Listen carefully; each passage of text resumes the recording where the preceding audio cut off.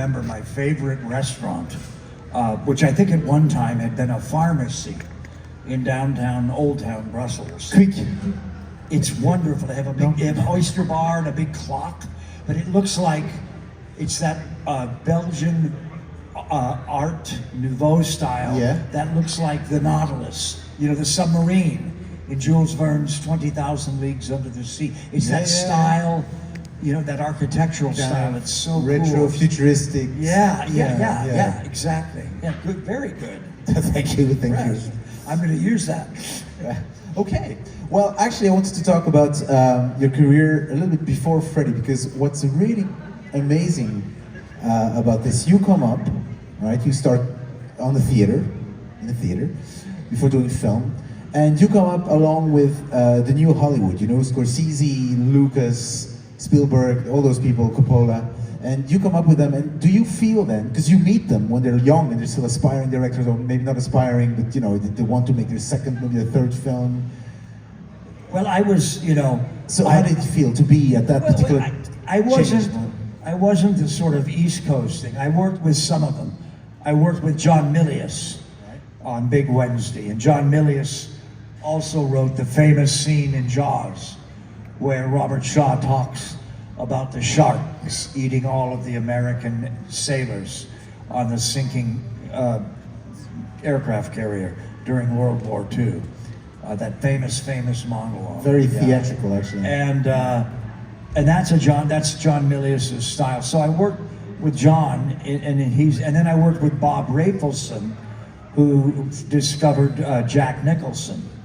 Okay. And got him an Oscar for 5 Easy Pieces. And so that was sort of my relationship back then. But I was just dealing, you know, with being the journeyman actor in Hollywood and going out, you know, a couple of times a week and auditioning. And it's weird, there's things you forget. I remember they tried to write a part for me on Kojak, the famous detective series. And like an Irish informer, you know, that lived on the streets of New York and would, you know, tell Kojak when the crime was going to be committed or a bank robbery he heard about. And then that's how Kojak kept me out of jail. But it didn't happen. But I remember that was like so intense. And then I went on my first movie audition and I got the part. And that was Buster and Billy. And that was a huge hit in America, although it was a regional hit, but it made a lot of money. And the director of that film, the whitest guy you've ever seen, you know, Canadian, you know, white hair, white skin, you know, light blue eyes, but he directed the original version of Raisin in the Sun, the great film that made Sidney Poitier a star. All right, okay. So yeah, that's what I found so interesting and fascinating. You really came up where this cinema is going. They're going to start making films differently. Basically, they invented the blockbuster with Jaws, and then you have all those people coming up, and you witnessing that. Could you feel it in your audition? They were looking for you something felt it. else? But like it was hard to, you know. Sometimes it's hard not to be judgmental. You know, we all grow up with certain. I don't want to say prejudices, but like things you think are cool or not cool, right? Just because you're a kid in school. And, you know, and I remember in California, the biggest sin would be to wear dark socks with sandals. Oh, you just didn't do that. It was so uncool. You don't wear socks with sandals. And I went to a party in Malibu. I was invited by Margot Kidder, right? Lois Lane from Superman, and the star of one of my favorite horror movies, Sisters, directed by Brian De Palma. And Margot invited me to this party in Malibu, and I went there, and I was in my surfboard shorts, and I was all tan and everything. And I remember being on the beach and meeting this guy in that ugly leather hippie hat, and he had on the whitest legs in the world, and he had socks on, black socks with sandals, and it was Martin Scorsese. Right? You know, and I remember just thinking, who is this guy? What's he supposed to be? Why is he dressed that way? You know, because he like checked every box for something uncool, and yet he's the coolest guy in the world. But did he already direct something at that point, or? He hadn't directed Taxi Driver yet, which is his breakout. Which is the breakout film. He directed a couple of little independent films then. He might have directed Mean Streets at that point. I would have to. Yeah, with De Niro and Harvey Keitel. That's amazing, I think. And then, in fact, I have a quote of you. I hope it's correct. You had a new scene with Susan Sarandon. You shot Burt Reynolds point blank. You worked with Henry Fonda. So you were kind of for a long time sidekick, happy supports of all those big stars, and you really were there. You were making a good career for yourself. I think that's a really good thing. I think for a long time I was typed as a Southerner. I was one of the go-to Southerners, playing parts from the South in the United States. Are you though? Are you originally from the South? No. It's weird. I never did it in the theater at all. Never played. It just it's the way Hollywood sees you sometimes, and you have to learn to make peace with that. Which is why I never complained about being typed in horror, because I'd already been typed as a sidekick, the best friend. And the thing is, in the old days, back in the 30s and 40s and 50s, the sidekick was an older guy. It could be an older guy, like the famous American actors Arthur O'Connell or Walter Brennan or Ward Bond. In all the John Ford movies, you could be the older guy, the sidekick, the buddy, the pal. The mentor. And then I was doing the young version of that, and I realized that I couldn't just keep doing it as I got older, because they started going younger again with the sidekicks, and that began with Rennie Santoni, who played Dirty Harry's partner, Clint Eastwood's partner, and then he gets killed, and it works so well because he's the young cop, the young detective. So that kind of changed, and I said, well, I'm not going to be able, because I could see myself as an old man, playing the best friend to some big star, like, that was younger than me. Like, I'll give you a couple of points here, Brad Pitt, here's what you ought to do. And I knew that wasn't going to happen for me. And then I got the horror movie and a science fiction project. And they gave me an international audience, which I'm so grateful for, because horror movies, fantasy films, science fiction films speak the international language of film. We all understand them. We can all go see an action movie with Jean-Claude Van Damme. We can all go see a Bruce Lee movie. We can all go see a horror movie or a science fiction movie. And even if it doesn't have subtitles, we can follow it. You can follow the fantasy movies too. Whereas if you gave us your best Belgian comic, and I'm sure there's some really funny Belgian actors, we don't get him. Just like you probably don't get some of our people. And that doesn't translate as well. But horror and science fiction opened the door for me internationally. I've worked 14 movies in Europe. Just in Europe alone, I've done 14 movies. Can I just have a side note? What you just said, everyone understands those horrors and those action films. We once had, at the BIF that we mentioned before, that you came to, directors from Uganda, I think it was Uganda, from Wakaliwood. And what you said, they watched all those action films, right, but without the sound, because it didn't speak English. And then when they tried to remake those films, they invented the most crazy stories, because also they were dubbing them live and reinventing the film because they were dubbing them live as well. And so they had a whole other mythology about Schwarzenegger and Stallone, which is really to your point of how those films can travel without even understanding what's going on. It gave amazing results. There's that heroic thing.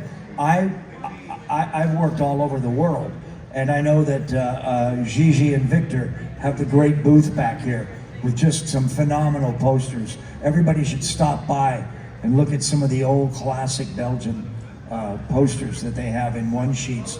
But I was in Africa doing a movie, and in Africa, when they get a movie in some states and countries in Africa, they show it to an artist. They show the movie, let's say it's Predator. They show Predator to the guy once. He sees the movie once. He's got a beer. He watches the movie. Then they say, go home and do the poster. And he has to do it out of his memory. He doesn't have a bunch of photos and stills, because that's a little too fancy. They're not carrying the publicist on this, where they probably have one copy of the film and they're taking it to the various small towns and villages. But I've seen some of those posters for Predator and for Alien and for Nightmare on Elm Street and Friday the 13th. And they're so strange because it's the memory that the artist had of that 90 minutes dreaming along with that movie. And they're a little bit different. They're just a little bit different. Jason looks a little bit different. I remember seeing one where he was really big, like giant size. And then I remember seeing the Predator's not quite the same, the way the guy I met, but it's very cool. And I'm telling you, if you ever see any of these, grab them. If you're ever in a con and you see one, because I think they're going to be really valuable. Let's go back to your most iconic character, Freddy Krueger, yes? Yeah. So you just said it really gave you an international recognition, Freddy Krueger, because I was wondering, some actors, I want to say like Englund, for instance, they would go like as sidekicks all their lives. They would be amazing. They would be such good actors. Like you are, also come from the theater, and they can really build their career for decades without ever making it to like as an A-lister. Now you get this part, which kind of also maybe pigeonholes you a little bit. Do you ever regret that you maybe didn't keep the other way? It happened to me in my early 30s. If it happened to me in my early 20s, I might be a wreck right now. But what you guys have to understand is I had starred in 10 movies before I did Freddy. And like you mentioned, I'd starred with Henry Fonda, Jeff Bridges, Sally Field, so many wonderful actors and directors.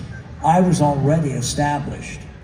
So when the Freddy thing really became obvious to me around part 2, I just relaxed and went with the flow. They say go with the flow. And that's what I did. I didn't fight it, because I had seen other actors that I really respected and knew. And there was a particular actress who had just left a really famous television show, and she hardly ever worked again. And it was just, I knew you don't want to make that mistake. There's a saying about being in a hit.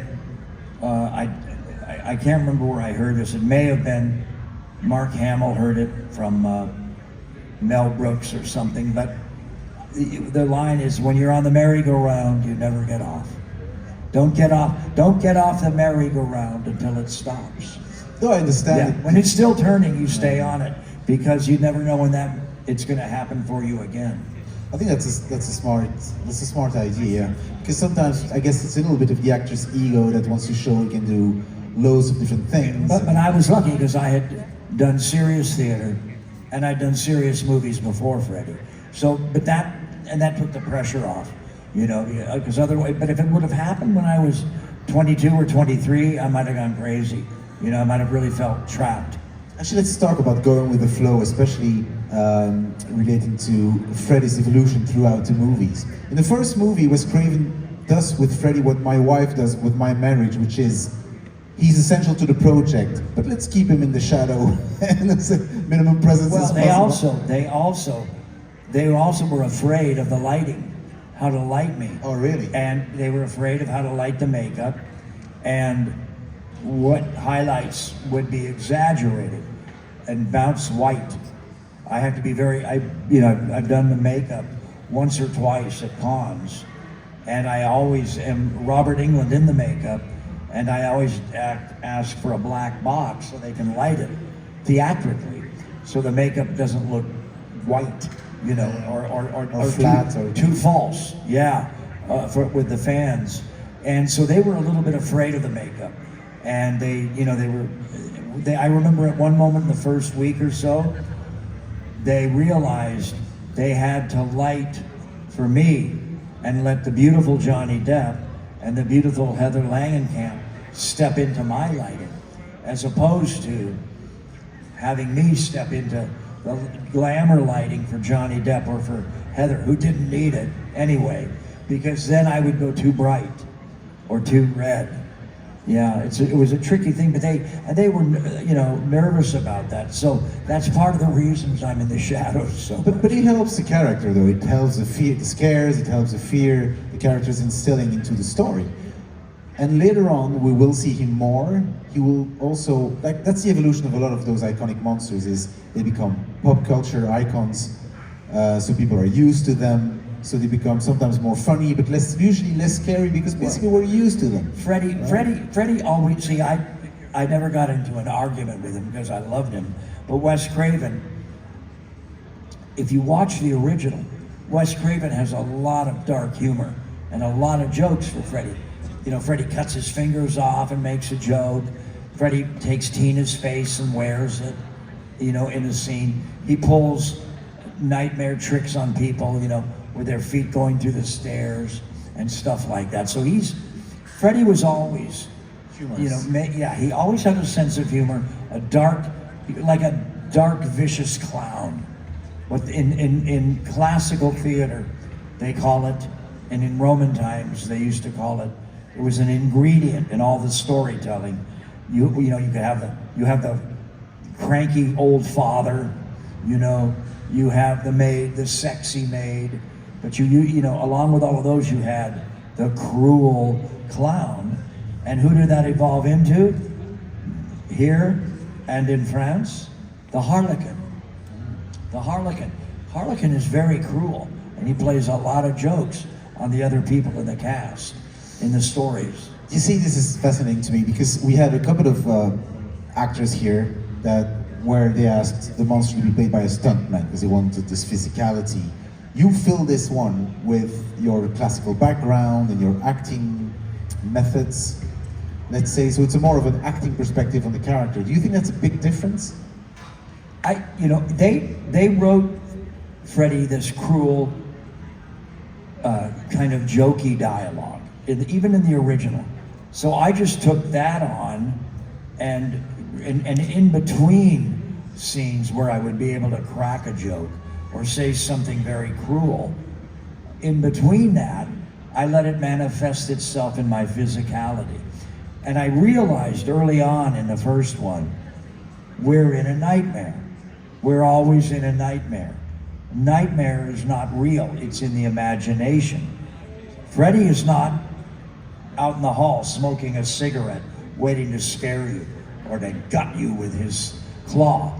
Freddie is in the subconscious imagination, because you've heard about him, you know about him, you've heard a rumor about him in the locker room or at a sleepover with your friends or in this walking to school. You've heard about him, and once you've heard about him, that's his key into getting into your subconscious, and when you fall asleep, he can haunt you. So I realized he's in this stylized place. All of our dreams are very stylized, even our stress dreams. And I realized Freddie's operating from that world, and that world's not real. It's surrealistic, it's different, it's stylized. So I moved myself a little differently. And I don't want to say I danced him, but I always put him in the frame that we were shooting that was not real, that was a room full of dolls and blood dripping down the walls. That was somebody's nightmare. And there's an old saying in the theater about wearing the furniture. And actors that do this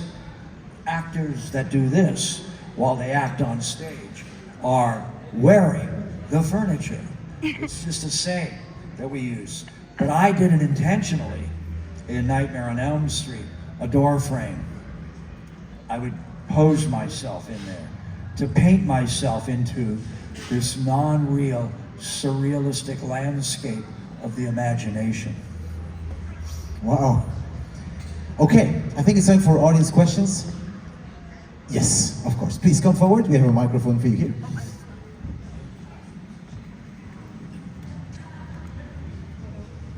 came here with your plane. Hello.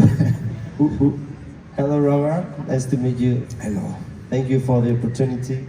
I'm going to read it because I'm quite nervous and I don't want to fail. What do you think the most charismatic lead characters in horror movies tend to be women? And why is Nancy always everyone's favorite one? Well, part of it is Heather Langenkamp has one of those faces that the camera loves, but it also sparks certain memories in the back of our brain, what I call the collective consciousness of someone that belongs in movies. Winona Ryder has that as well. Winona Ryder could have been in silent movies. There are times when Heather Langenkamp triggers, even if you're young and you don't know her from your generation. But Heather triggers Ingrid Bergman, young Ingrid Bergman a little bit, one of the biggest stars in the history of the world, and a European and American star. And so I think that part of she was playing the all-American girl, but she was also a face that belongs in storytelling. And for some people, she's the girl next door. For some people, it puts them at ease because it's a face that does belong on the big screen. And then some people, probably had a crush on her.